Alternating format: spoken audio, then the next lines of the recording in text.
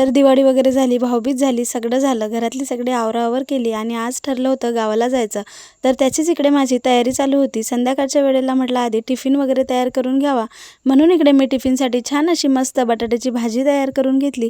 आणि आज आहे ना दिवसभरात एवढी धावपळ झाली ना का आवरायला सुद्धा वेळ भेटत नाही.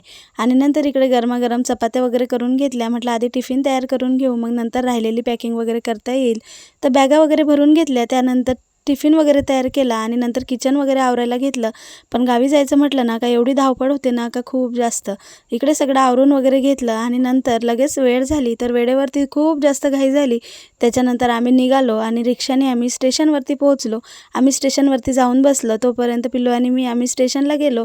तोवर आहो आणि भाऊ माझा बॅगा वगैरे घेऊन आलेत आणि आहो काही गावाला येणार नव्हते. आम्हालाच गावाला जायचं होतं. ते फक्त आम्हाला सोडायला आले होते आणि लगेच आम्ही निघालो आणि पोहोचलो. तेवढ्यातच ट्रेन आली आणि आम्ही ट्रेनचा छान असा प्रवास केला आणि नंतर आम्ही सकाळी इकडे येऊनसुद्धा पोहोचलो.